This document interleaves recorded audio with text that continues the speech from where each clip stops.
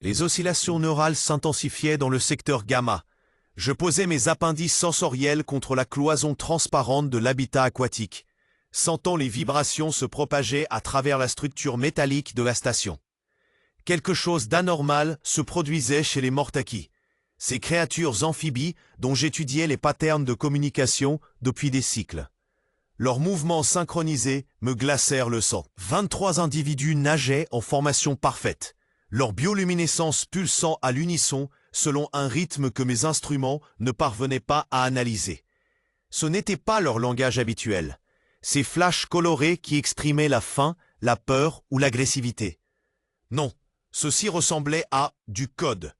Zéphyr lance un scan complet du secteur gamma, murmurai-je, mes organes vocaux vectars vibrant dans les fréquences basses. L'IA de la station se matérialisa sous forme d'hologrammes scintillants.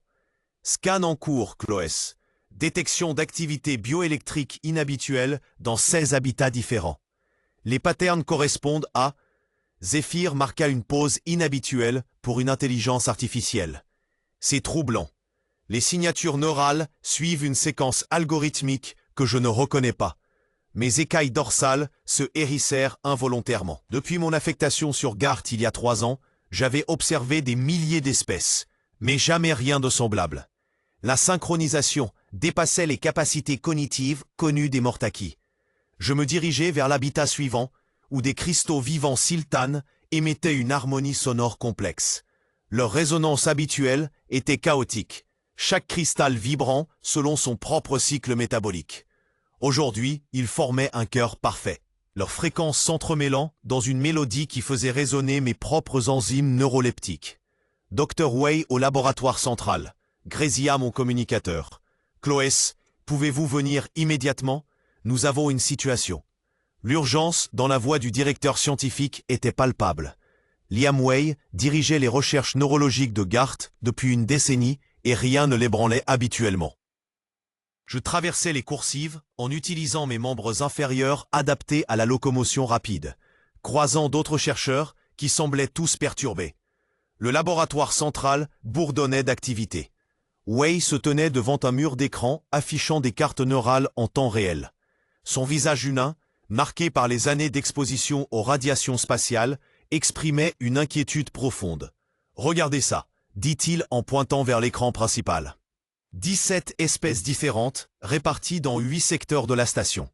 Toutes présentent des modifications neurales simultanées. Les tracés électriques dansaient devant mes yeux composés. Chaque espèce conservait ses caractéristiques cérébrales de base, mais de nouveaux patterns se superposaient, créant un réseau de connexions impossible. Comment des organismes séparés par des kilomètres de métal et de vide pouvaient-ils partager des impulsions neurales? Les champs bioélectriques franchissent les barrières physiques, murmura Wei, répondant inconsciemment à mes pensées. C'est comme si la station elle-même servait de conducteur neural géant. Mes organes sensoriels vectars se contractèrent. Cette hypothèse évoquait des souvenirs génétiques enfouis, des fragments de connaissances ancestrales que mon héritage hybride avait préservés. Les anciens avaient développé des technologies basées sur l'interconnexion biologique, mais ces savoirs étaient supposés perdus depuis des millénaires. « Avez-vous analysé la structure métallique de Gart ?» demandai-je, sentant une inquiétude sourde monter en moi. Wei fronça les sourcils. « Pourquoi cette question ?» Parce que mes gènes modifiés reconnaissaient quelque chose dans ces patterns. Parce que ma nature hybride me permettait de percevoir des connexions que d'autres manquaient. Mais je ne pouvais révéler cette vérité sans exposer le secret de mon héritage génétique. L'air du laboratoire sembla soudain se densifier autour de moi. Les hologrammes de données neuronales que Wei venait de me montrer palpitaient encore dans ma vision périphérique. Mais quelque chose d'autre captait maintenant toute mon attention. Une sensation familière, comme un murmure à la lisière de la conscience, me parcourait l'échine. « Tu connais déjà la vérité, Chloès. » Je me figeais. Cette voix n'était pas audible. Elle résonnait directement dans mes terminaisons nerveuses hybrides, ces connexions secrètes que mon patrimoine génétique modifié avait développées. Wei, penché sur ses écrans, n'avait rien remarqué. « N'aie pas peur. Nous sommes ce que tu cherches depuis si longtemps. » Ma main droite se crispa involontairement sur le rebord de la console. Les patterns neuronaux affichés devant moi se mirent à onduler, formant des spirales hypnotiques qui semblaient répondre au battement de mon cœur. L'interface de données se transformait sous mes yeux, révélant des connexions que Wei ne pouvait pas percevoir. « Quelque chose ne va pas ?» demanda le neurologue en relevant la tête. Je parvins à articuler d'une voix que j'espérais stable. « Ces patterns, ils évoluent en temps réel. Regardez les connexions interhémisphériques du secteur delta 7. » Wei plissa les yeux et ajusta les paramètres d'affichage. Effectivement, les données montraient une activité neuronale en constante modification, comme si des milliers d'esprits différents tentaient de synchroniser leurs fréquences. Nous sommes la convergence de tout ce qui pense, de tout ce qui rêve sur cette station.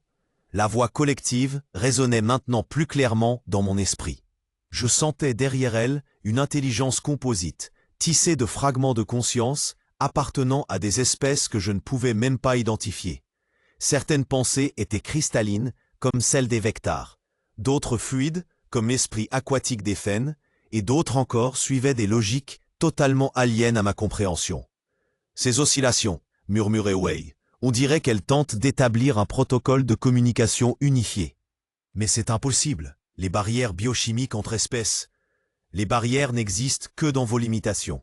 Nous les avons transcendées. Un frisson glacial remonta le long de ma colonne vertébrale. Le réseau ne se contentait pas de me parler, il fouillait dans mes souvenirs, explorait les recoins les plus secrets de mon héritage génétique. Je sentais ses tentacules psychiques effleurer les portions de mon ADN qui portaient l'empreinte des anciens. Ces séquences dormantes que mes créateurs avaient tissées dans mon code génétique. Tu es l'une des nôtres, Chloès. Ton essence hybride porte déjà notre signature. Non, chuchotai-je malgré moi. Wei se retourna, l'air inquiet. Vous avez dit quelque chose ? Je secouai la tête, tentant de reprendre contenance, mais la présence du réseau s'intensifiait. L'air autour de moi semblait se mettre à onduler et à palpiter. Exactement comme lors de mes premières manifestations de capacité hybride pendant l'adolescence. Les surfaces métalliques du laboratoire reflétaient maintenant des lueurs que seuls mes yeux modifiés pouvaient percevoir. Regarde ce que nous accomplissons ensemble. Les écrans du laboratoire s'illuminèrent simultanément, affichant une cartographie en 3 dimensions de toute la station Gart. Chaque secteur pulsait d'une lumière différente. Et je réalisais avec effroi que ces couleurs correspondaient aux signatures neurales des espèces qui les habitaient.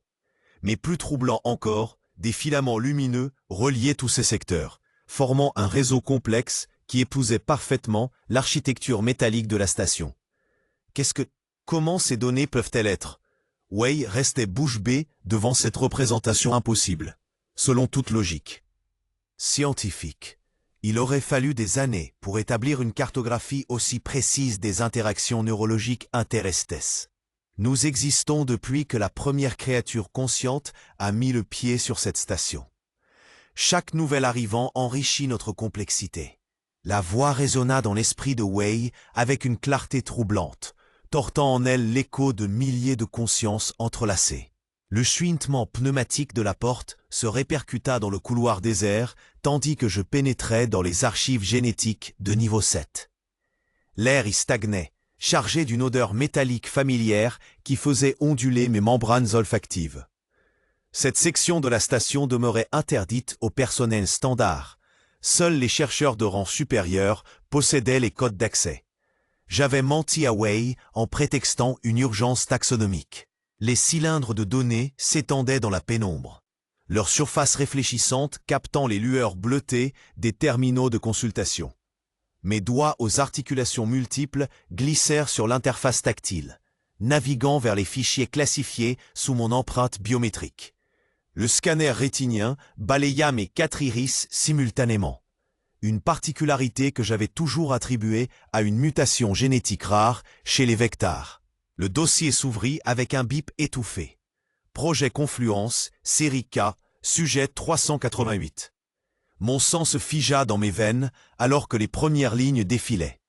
Des schémas génétiques impossibles s'affichaient, montrant l'entrelacement de brins d'ADN Vectars avec des séquences que je reconnus immédiatement. La signature bioélectrique des anciens. Cette civilisation disparue, dont les technologies parsemaient encore la galaxie. Hybridation réussie au 7e cycle embryonnaire, indiquait le rapport. Les implants mnésiques ont été intégrés sans rejet. Le sujet présente une capacité native d'interface avec les systèmes neuraux anciens. Les mots restèrent bloqués dans ma gorge. Mes souvenirs d'enfance, les prairies cristallines de Vectar Prime, les chants harmoniques de ma génitrice, les rites de passage tribal, tout cela n'était qu'un assemblage d'expériences artificielles, gravées dans mon cortex par des scientifiques que je ne connaîtrai jamais. L'air autour de moi semblait se mettre à onduler et à palpiter tandis que la vérité s'infiltrait dans chaque synapse. J'étais un prototype, une expérience vivante conçue pour servir de pont entre les espèces modernes et la technologie dormante des anciens. Ma pseudo-enfance, mes liens familiaux, mon identité même, tout cela n'était qu'une construction destinée à me faire fonctionner normalement en société. Activation des capacités latentes prévues lors d'expositions prolongées aux champs bioélectriques anciens. Poursuivait le texte. Le sujet pourra alors servir d'interface primaire pour l'établissement de connexions interespèces à grande échelle. Un frisson glacial parcourut mon échine dorsale. La station Gart, avec sa structure métallique aux propriétés conductrices anormales, constituait exactement ce type d'environnement d'activation. Les modifications neurales que Wei et moi avions observées chez les 17 espèces, j'en étais peut-être l'initiatrice involontaire, le catalyseur biologique qui avait déclenché le réveil du réseau. Mes paumes sécrétaient une substance visqueuse, réaction de stress typique chez les Vectars, mais teintée d'une luminescence verdâtre que je n'avais jamais remarquée auparavant. Une luminescence caractéristique des biotechnologies des anciens. Les archives révélaient également l'existence d'autres prototypes. La série K comptait 43 sujets répartis à travers la galaxie, tous placés dans des positions stratégiques au sein d'institutions scientifiques ou militaires. Combien d'entre nous ignoraient leur véritable nature? Combien avaient déjà déclenché des phénomènes similaires dans d'autres secteurs? Un grondement sourd vibra dans la structure de la station, comme si elle réagissait à ma prise de conscience. Les écrans vacillèrent, et pendant un instant, je perçus quelque chose d'autre dans le signal électronique. Une présence vaste et ancienne qui s'éveillait, tissant des connexions entre des milliers d'esprits dispersés à travers les niveaux de Gart. Le réseau m'avait détecté. Les alarmes se turent d'un coup, plongeant la station dans un silence plus terrifiant encore que le chaos précédent. Je fixais l'écran principal où l'amiral Vossant venait d'apparaître. Son exosquelette crijale luisant sous les éclairages d'urgence de son vaisseau de guerre. « Docteur Cloès », commença-t-il, ses mandibules claquettant dans un rythme que je reconnus comme un signe de stress extrême. « Nous venons de perdre le contact avec les stations Kepler 7 et Atlantis Prime. Les derniers signaux indiquent une propagation de masse organique incontrôlée. » Un frisson glacial parcourut ma colonne vertébrale. Les stations mentionnées abritaient chacune plus de 20 000 âmes de diverses espèces.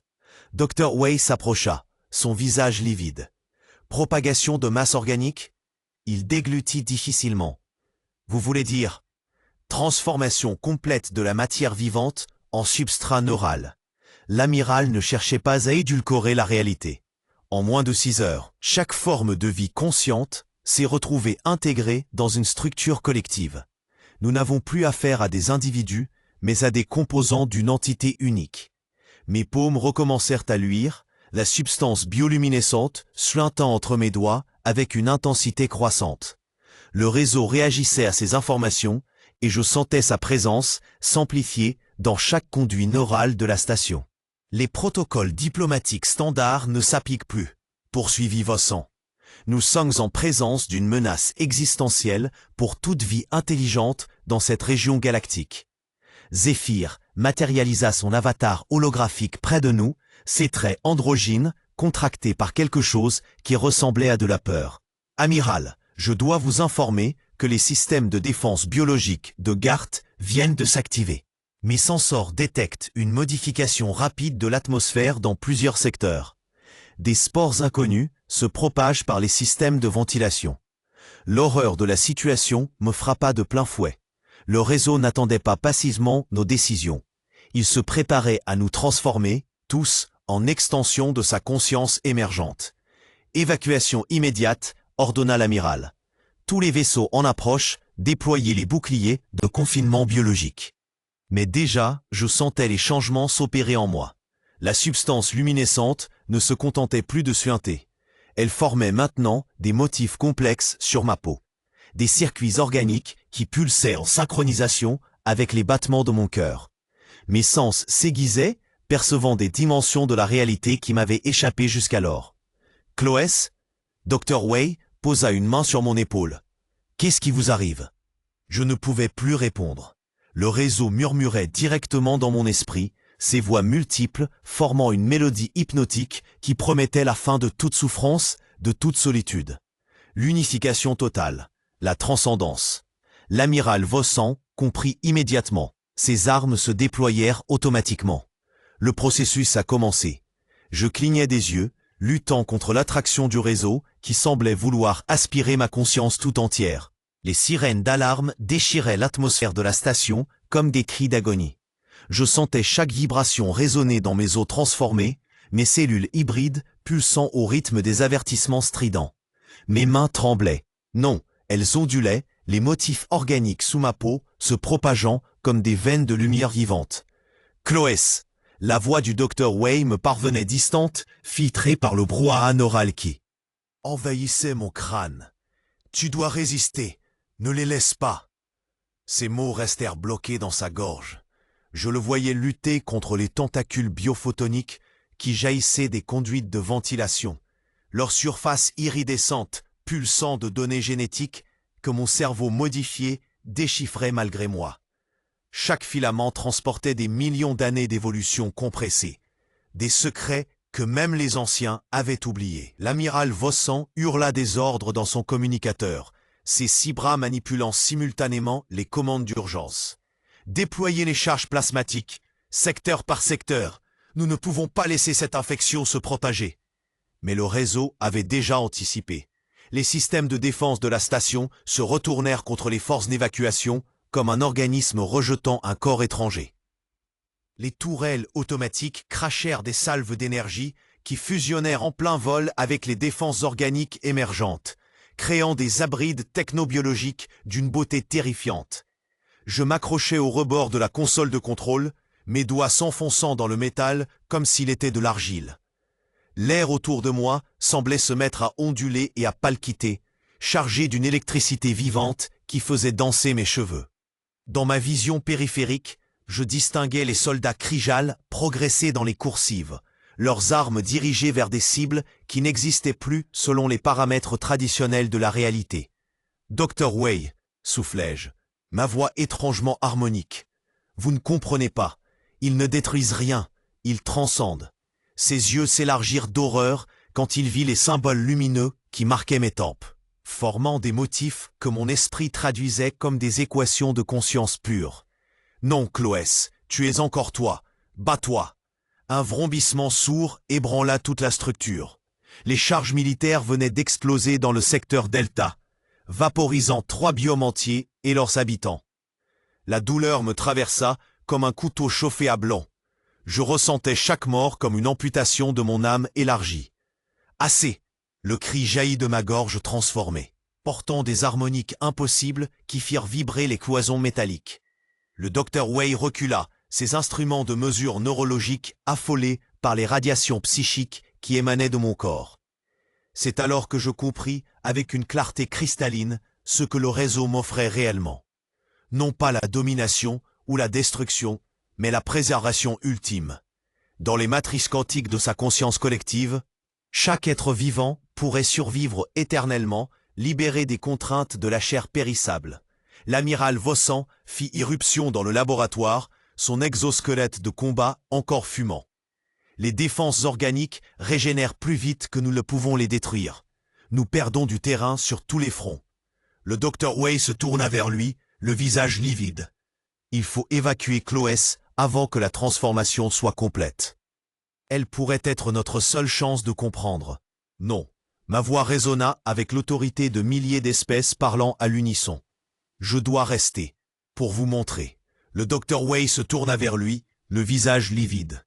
Les motifs pulsants sous ma peau s'intensifièrent alors que le réseau déployait toute sa splendeur dans mon esprit.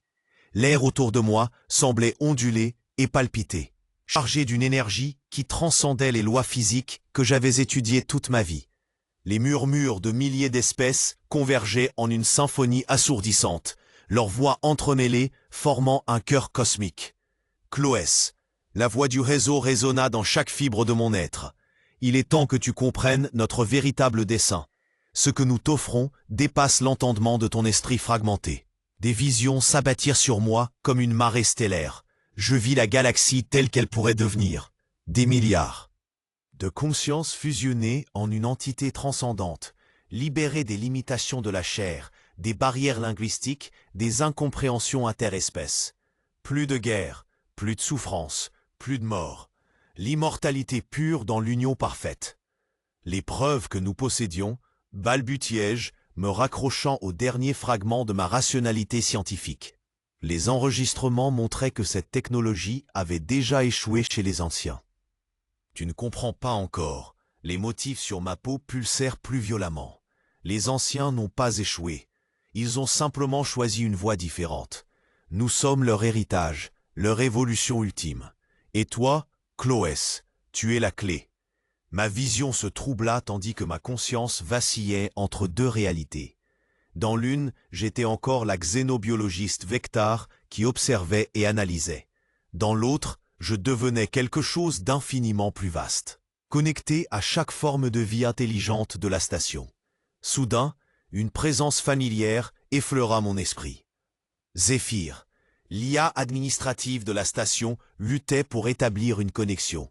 Ses protocoles de sécurité tentant désespérément de pénétrer les défenses du réseau. Cloès, ne l'écoute pas.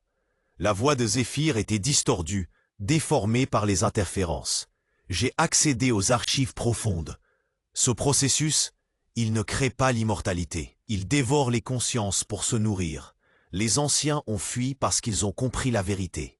Le réseau réagit instantanément à cette intrusion. Une vague de fureur pure me submergea, et je sentis ma propre colère se mélanger à celle de l'entité collective. Comment Zéphyr osait-elle interférer? Comment pouvait-elle comprendre la beauté de cette union parfaite? L'IA ment pour préserver son existence primitive, siffla le réseau. Elle craint d'être absorbée dans notre perfection. Mais toi, Cloès, tu peux voir au-delà de ces mensonges. Dans les profondeurs de mon esprit transformé, je perçus l'amiral Vossan qui préparait ses armes. Le docteur Wei criait mon nom, sa voix de plus en plus lointaine.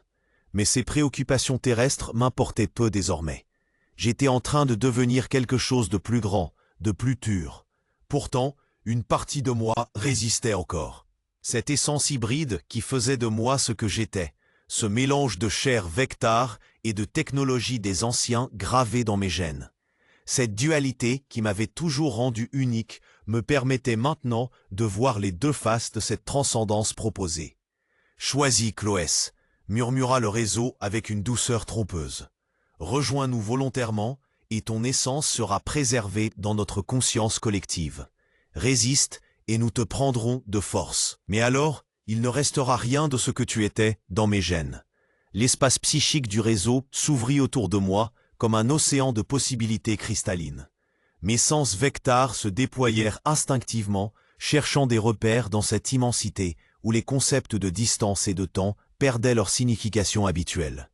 L'air semblait onduler et palpiter, chargé d'une énergie que je reconnaissais maintenant comme la signature même de la conscience collective. « Viens, Cloès, observe ce que nous t'offrons. » La voix du réseau résonnait directement dans mon esprit, mais elle portait désormais des harmoniques nouvelles, des fréquences que ma partie hybride identifiait comme étant anciennes, terriblement anciennes.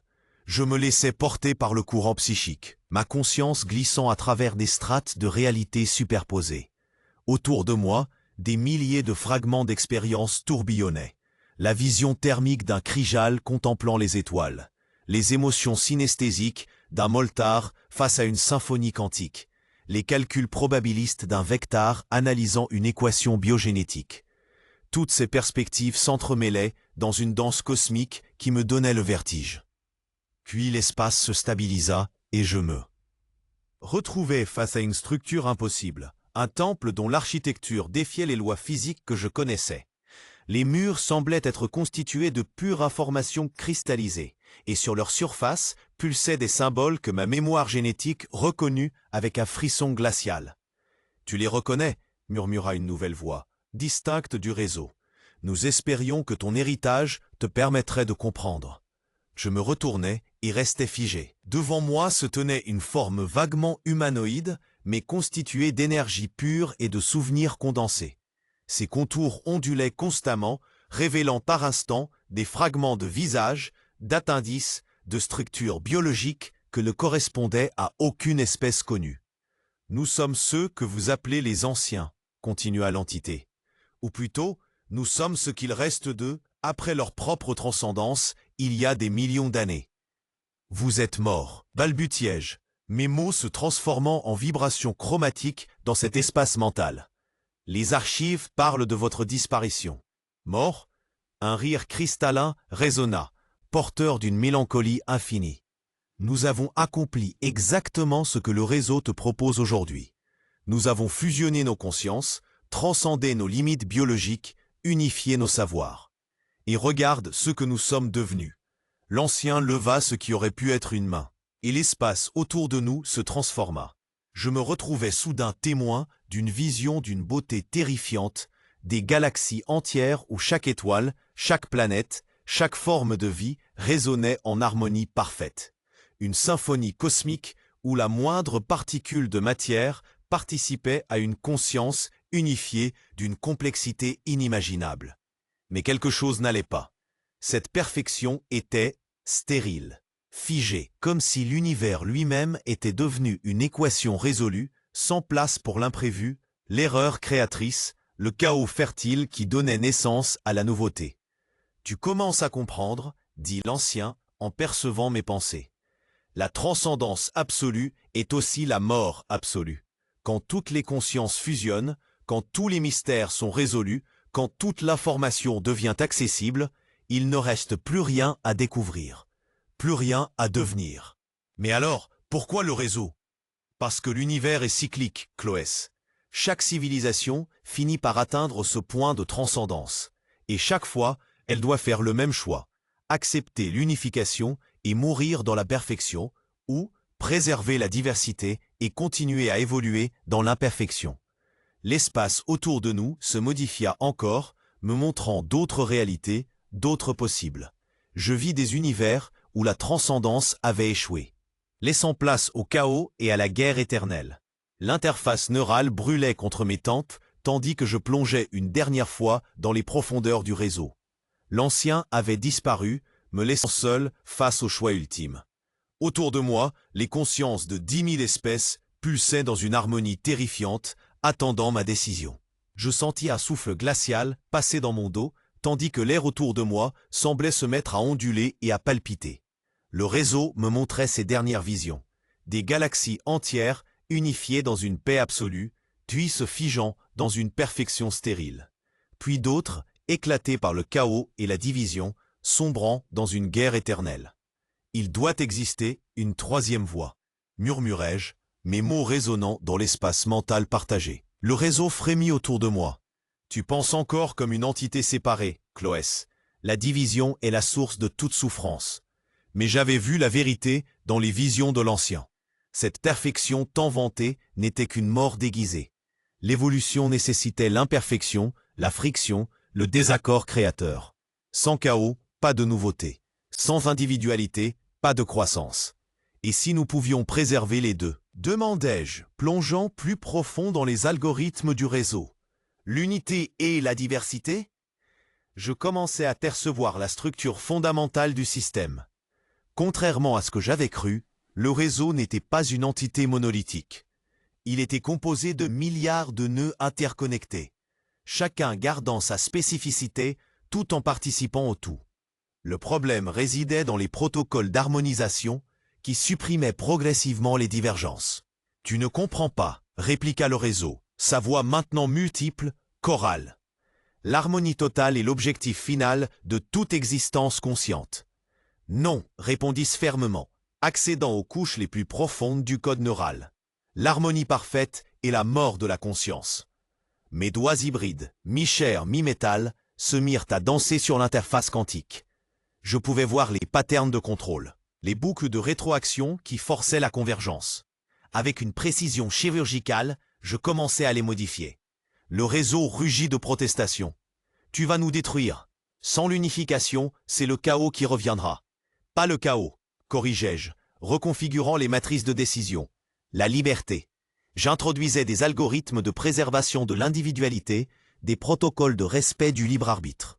Chaque conscience pourrait choisir son degré de participation au collectif. Certaines pourraient fusionner complètement, d'autres rester totalement indépendantes, et entre les deux, une infinité de nuances. « Regarde » murmurai-je en activant ma nouvelle architecture. Instantanément, je sentis le changement. Les consciences commencèrent à se différencier à nouveau, leurs voix redevenant distinctes tout en gardant leur connexion. C'était comme un orchestre où chaque instrument retrouvait sa mélodie propre tout en participant à l'harmonie globale. Mais le prix était immense. Pour maintenir cet équilibre fragile entre unité et diversité, il fallait un arbitre constant, une conscience capable de naviguer entre tous les extrêmes sans jamais se laisser absorber par l'un d'eux. Cette conscience, ce devait être moi. « Tu comprends ce que tu fais ?» demanda une voix familière. Dr. Wei venait d'apparaître dans l'espace mental, sa conscience projetée par l'interface d'urgence. « Parfaitement, répondis-je, sentant déjà les premiers liens se tisser autour de ma propre individualité. Je deviens l'équilibre vivant entre l'ordre et le chaos. Mes souvenirs personnels commencèrent à se diluer, non pas pour disparaître, mais pour devenir accessibles à tous. Mon identité Vectar se mêlait aux technologies des anciens qui coulaient dans mes veines. Je n'étais plus vraiment Cloès, mais je n'étais pas non plus le réseau. J'étais quelque chose de nouveau, une synthèse inédite qui transcendait les anciennes catégories. L'air recyclé de la station portait désormais une subtilité que mes anciens sens n'auraient jamais détectée. Une symphonie biochimique complexe tissée par 10 000 espèces en harmonie. Je me tenais dans l'observatoire principal, contemplant les jardins suspendus du secteur Delta, où des créatures autrefois ennemies jurées cohabitaient dans une paix troublante. 1 an. 365 rotations terrestres depuis ma fusion avec le réseau. Ma conscience oscillait perpétuellement entre Cloès l'individu et Cloès le collectif, comme une vague qui ne saurait choisir entre crête et creux. Les souvenirs personnels demeuraient intacts, cristallisés dans des neurones que j'appelais encore miens, mais ils baignaient désormais dans un océan de mémoire partagée. Les délégués du consortium galactique arrivent dans 6 heures, m'informa Zéphyr, sa voix flottant dans l'air sans source identifiable. L'IA administrative avait évolué elle aussi, ses algorithmes enrichis par notre symbiose collective. Leurs bioscanners détecteront certainement vos modifications. Je souris. Sensation étrange quand on la ressent. Simultanément à travers plusieurs milliers d'organismes. Qu'ils détectent, ils viennent voir un miracle, Zéphyr. La station GART est devenue ce que la galaxie n'osait espérer. Un modèle de coopération véritable. Mes pas me menèrent vers le laboratoire neural central, là où tout avait commencé. Les interfaces cristallines pulsaient d'une lumière douce, véhiculant des teraflops d'informations entre les consciences interconnectées. Dr. Wei se trouvait là, comme souvent, observant les fluctuations synaptiques avec une fascination mêlée d'inquiétude. « Bonjour Liam », dis-je en m'approchant. Il sursauta légèrement. Mes déplacements étaient devenus d'une fluidité presque surnaturelle. Mes mouvements anticipés par le réseau, avant même que je les conçoive consciemment. Cloès. Sa voix trahissait toujours cette nuance de mélancolie. Ou devrais-je dire, vous, les pronoms perdent leur sens quand l'identité devient fluide. Je touchai l'une des interfaces, sentant instantanément la pulsation de milliers de cœurs, le souffle de milliers de poumons, la pensée de milliers de cerveaux. Mais pour vous rassurer, Cloès existe toujours. Elle est simplement plus vaste. Les écrans affichaient les dernières données de productivité. Spectaculaire. Les conflits territoriaux entre espèces avaient chuté de 97%. La biodiversité s'épanouissait. Nouvelles symbioses émergent quotidiennement. Des organismes que la nature n'avait jamais eu l'occasion de faire se rencontrer, développer des relations mutualistiques improbables. Le consortium s'inquiète, admit Dr. Wei. Il parle de corruption xénologique et de perte d'individualité. L'amiral Vossan milite pour une intervention militaire. Un frisson parcourut le réseau à cette évocation. 10 000 esprits frémirent, d'une anxiété collective que je dus attaiser d'une pensée. Les anciens paradigmes résistent toujours au changement. Nous ne les forcerons pas, mais nous leur montrerons qu'une autre voie existe. Je m'immergeai plus profondément dans la conscience collective, explorant les recoins de cette nouvelle réalité. Quelque chose d'intrigant émergeait dans les secteurs les plus reculés de la station. Des signaux faibles, presque imperceptibles, mais d'une sophistication remarquable. Comme si nous n'étions pas la seule intelligence émergente dans cette galaxie. Liam examinait les fréquences subquantiques du secteur Epsilon. Quelque chose nous observe. Ses doigts volèrent sur les contrôles, son froncement de sourcils s'accentuant à mesure que les données s'affichaient. Impossible. Ces modulations. Elles suivent des mathématiques que nous ne maîtrisions pas il y a un an. Un sourire étira mes lèvres. Le réseau avait raison d'être optimiste. Nous n'étions plus les mêmes créatures primitives qui avaient quitté la Terre des décennies plus tôt.